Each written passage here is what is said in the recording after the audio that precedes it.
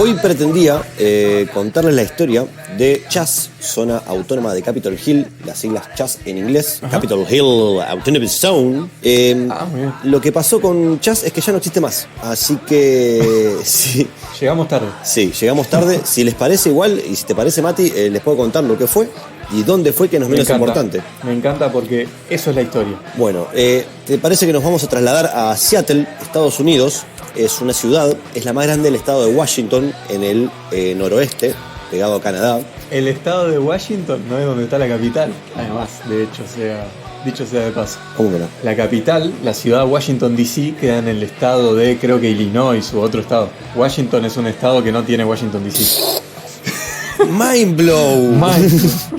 Sí, no se supone que yo tendría que... o sea, yo estoy contando algo de un poco de historia y eso, y supuestamente debería saber eso, pero no lo sabía, mirá, no lo sabía. No tenés por qué, porque pertenece a otro estado. Es verdad, yo solo estudié un estado, y es el estado de Washington, más específicamente Seattle.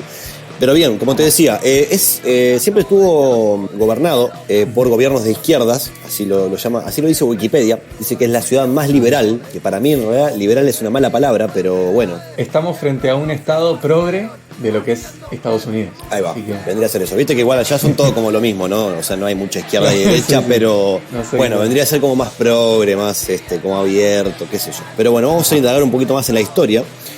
Seattle recibe su nombre de Noah Sealt, jefe de la tribu Duwamish y Suquamish, más conocido como Jefe Seattle. Aparentemente el amigo David Swinson Maynard, alias Doc, uno de los fundadores de la ciudad, fue el principal promotor. Exactamente, fue el principal promotor de nombrar la ciudad en honor al jefe Seattle. Entonces estamos hablando más o menos en el año 1851. Me sorprende igual que lo hayan llamado en honor al jefe Seattle.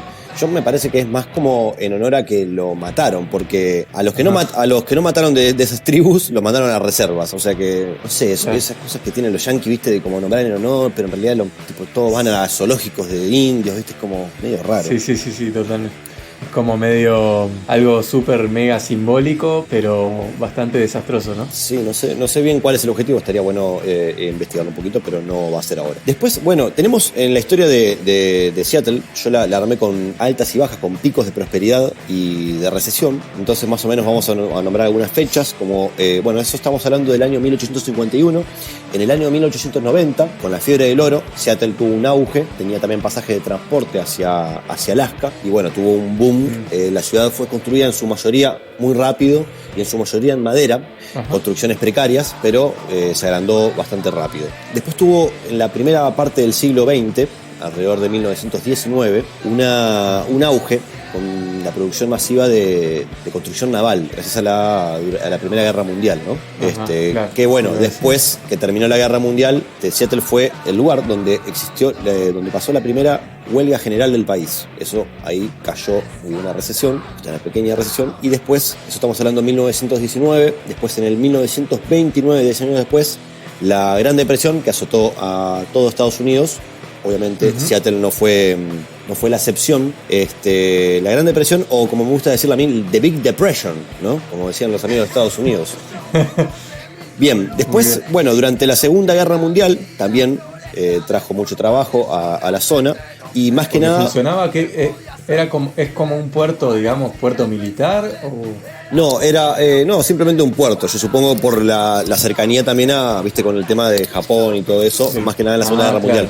Pero en la Segunda Guerra Mundial lo que pasó en Seattle, que se fundó la empresa Boeing. Después, bueno, posguerra, también tuvo un auge, ya aviones comerciales, ¿no? Y después, en finales de los 60 y los 70, tuvo la crisis del petróleo, que azotó también gran parte del mundo, ¿no? Ya estamos hablando internacionalmente, y hubo obviamente una baja de Boeing, ergo Seattle se fue un poco para abajo, ¿no? Estamos hablando de todos, más o menos, ¿sí? No es que la gente estaba comiendo basura ni nada de eso, ¿no? Pero bueno, hubo crisis primer mundista. Allá a partir de los 80, enseguida en los 80, Seattle empezó a prosperar, y hasta ahora ya no paró. Estamos hablando de que en 1980 Microsoft, la empresa, se mudó a Washington, a una ciudad cerca de Seattle, y también apareció Nintendo, la casa estadounidense, como es la sucursal. Claro. Está lleno de hipsters. Sí. Y Amazon, sí, exacto. Es algo que caracteriza hasta el día de hoy a la ciudad de Seattle, muy tecnológica, viste, como está todo eso. Es más, creo, si no me equivoco, que está Silicon Valley, pero no estoy seguro de eso. Silicon Valley, puede ser. No, es en California, me parece. Bien, pero olvídate, cortalo eso entonces. Ahí abajito. Bien, esos fueron en los 80, ¿no? El pico del auge, y hasta ahora no ha parado de crecer, ¿no? Y llegaron los hermosos 90s, y ahí llega el grunge, básicamente. Sí. Ahí apareció Seattle en el mapa para mí. Exactamente, para mí también. Bueno, qué despreciable y hermosa época, ¿no? Los 90, estúpidos y sensuales 90s. Seattle fue cuna de bandas icónicas de grunge, vio nacer a Nirvana, a bandas como Soundgarden, Pearl Jam, Melvins, Alice in Chains, Mudhoney. Pero no es solo eso, papá, porque vos decís, claro, vos te gusta Heart, no me dejes el rock and roll clásico afuera. Exactamente. Bueno, ¿de qué estás hablando vos? De Heart. Nadie la conoce esa, loco. Nadie la conoce. Las hermanas Ann y Nancy Wilson. Famosas por su rock and roll sin pelos en la lengua, ¿no? Ya te voy a conseguir algún tema y ya vamos a pasar un tema. Pero Corazón. Yo igual te iba a decir que tampoco es solo grunge. Hay una movida cultural muy grande en Seattle, siempre lo hubo. También fue literalmente cuna de Jimi Hendrix. No sé si la tenías esa. Opa. Sí. Lo tengo. Sí. Hubo también una movida muy grande de jazz, dado que Seattle, durante la época de la ley seca, tuvo una actitud indulgente hacia el alcohol y había muchos bares clandestinos, entonces permitió el florecimiento de la escena jazzística, ¿no? Y entonces personajes como el irónico visionario Ray Charles y el hermoso Quincy Jones tuvieron su auge ahí, ¿no? Ellos, a pesar de que son de Chicago, ellos explotaron allá en Seattle. Y bueno, eso más o menos para poner un panorama, contexto más o menos de Seattle, de que estamos hablando de una movida cultural muy grande, lleno de hipsters, medio progre, pim pum pam, la primera huelga general del país estuvo ahí, claro. Y no mucho más que otras cosas que han pasado en otros lados, ¿no?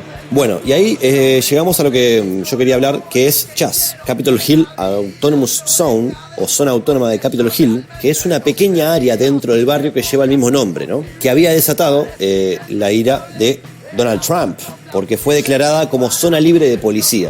O sea, estamos hablando de una zona de un radio más o menos de 6 manzanas aproximadamente, donde la policía se retiró porque no aguantó los choques con los manifestantes debido a toda la revuelta que hubo con el Black Lives Matter. Con la muerte de George Floyd Exacto. Hubo grandes enfrentamientos con la policía. La alcaldesa de ahí dice que en realidad los mandó a retirarse a la policía como un gesto para reducir tensiones. Viste que Donald Trump usa mucho el Twitter. Sí. Entonces tuiteó algo como, por ejemplo, y lo voy a leer traducido, ¿no? El gobernador y la alcaldesa de Seattle se burlan y juegan a un nivel que nuestro gran país no ha visto nunca antes. Recuperen su ciudad ahora. Si no lo hacen, yo lo haré. Esto no es un juego. Estos anarquistas deben ser detenidos de inmediato. Muévase rápido. Eso fue un tuit que puso Trump cuando vio que se le estaba yendo todo el país al carajo, ¿no? Estamos hablando, recordemos que son 6 manzanas donde no había policía, ¿no? No era que habían prendido fuego todo. De hecho, voy mezclando un poco porque tengo un poco de una información ahí acá separada, pero... De último momento. Claro, ya pasó, pero bueno. No, de último me está llegando la cucaracha ahora, que...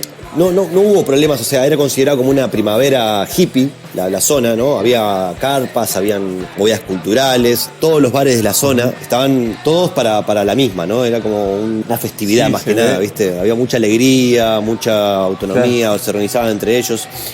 Sí, suena muy lindo. Pero también suena como una pesadilla para un tipo como Trump, ¿no? Sí, tal cual. Tanta libertad y tanta alegría. Bien, sí, aparentemente por eso es que no lo toleró, porque además ni siquiera, tampoco es que hayan pasado como 6 meses, solo eso. Chas solo duró un mes y poco. Lo que pasó fue que, empezaron a hacer movidas mediáticas como siempre. Varios medios de comunicación, como la cadena de noticias Fox, que estaba Trump públicamente ha elogiado, difundían imágenes alteradas de la zona. O sea, por ejemplo, ponían una foto de la zona de Chas, ¿no? Estás entrando y ponían a un logo con una metralleta, ¿viste? No sé, cosas prendidas a fuego y alguien tirando y tipo también atrás algo de Chas, ponele, ¿viste? Y después, o sea, a tal punto era tan obvia que después tuvieron que pedir disculpas. O sea, salieron diciendo, no, perdón, no era así. Pero ya la idea ya estaba instaurada en la sociedad, ¿no? Porque es como, viste, que las noticias negativas tienen, después dar vuelta a algo de eso es como muy complicado, ¿no? Ya la gente ya se quedó con la idea de eso. Sí, es lo que tiene la fake news, ¿no? Ya la escuchás y de todas formas te penetró en cierta forma en la cabeza. Exacto. Cabe destacar que no hubo ningún problema hasta el 29 más o menos de junio, donde en una noche hubo 2 muertos, 2 niños, uno de 16 y otro de 13, si no me equivoco. Aparentemente murieron por una riña dentro de la zona, porque además había noticias de como que no dejaban pasar a gente, como que estaba prohibido el ingreso a Chas, y eso era mentira también. De hecho, la gente entraba y hay medios, hay videos que se ven claramente cómo era lo contrario, ¿no? Claro. Si me preguntás mi opinión personal, a los gurises eso lo mataron como excusa para poder entrar y sacar la zona, ¿no? Liberarla para ellos. Claro. Y parecería ser como la noticia que necesitaban para mandar a la policía para adentro, ¿no? Claro. Sí, de hecho había problemas, por ejemplo, que cerca de la zona, ni siquiera era en esa misma zona, habían denuncias de robo y la policía no iba, como también para tener más excusas, ¿viste? Había una concesionaria de autos, de automóviles, que también la prendieron fuego, no sé qué, pero era fuera de esa zona, tipo como a 2 cuadras, y la policía no iba. Cosa de que, bueno, se arma más quilombo, parezca como que se están tomando todo, y bueno, tengan la excusa para entrar. Pero bueno, básicamente fue eso, o sea, no hay mucha información en las redes, estaba bueno visitarla, si hubiese estado más tiempo, o conocerla por lo menos con más info. Lo que te puedo decir que también fue lo bueno, a mí lo que me gustó y me llamó la atención mucho de este movimiento, de esta zona que hicieron, que no tenía tampoco líderes, no tenía voceros, fue la gente que medio espontáneamente durante las protestas se organizó y empezó a cooperar entre ellos, empezaron a cooperar entre ellos, y nada, y pusieron barricadas para que no vuelvan a entrar, porque de hecho la policía, o sea, se retiró de la zona, pero después querían volver a entrar. Y había, no, viste que la policía obviamente no hay que generalizar, pero bueno, en su mayoría y tienen un problemita de temperamento, ¿no? Pero a lo que voy es que... Y sí, y más lo que hemos estado escuchando toda la vida de la policía de Estados Unidos, principalmente, ¿no? Había acusaciones, había algunos personajes conocidos de Seattle, algunos raperos conocidos que estaban en la zona, que hablaban de cómo intentaron, no sé, tal día intentaron entrar y tipo atropellar una barricada con una camioneta, ¿viste? Entrar a la fuerza.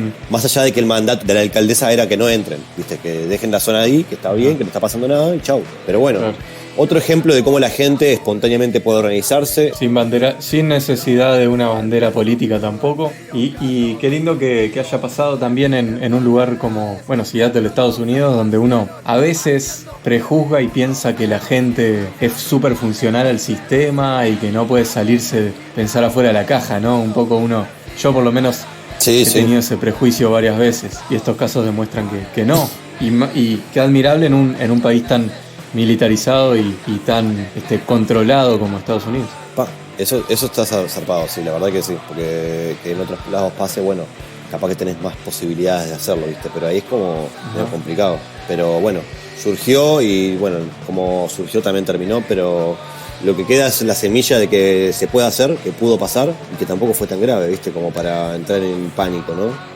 Que es un poco lo que venimos diciendo en las historias de disidentes por el mundo, que explicamos y contamos un poco formas de vida, de organización, de autogestión, momentos, no tienen por qué ser muy largos, periodos, donde la gente intenta, bueno, luchar contra el sistema. Básicamente es eso, porque la verdad que este sistema no está funcionando y habría que empezar a buscar por lo menos otras alternativas, digo yo. Totalmente. Y la tolerancia tiene una fecha de caducidad y siempre en algún momento se explota, ¿no? Y me parece que está buenísimo y fue un momento histórico, seguro, en Seattle y en Estados Unidos, y es otra historia más inspiradora para disidentes y formas de organización alternativa.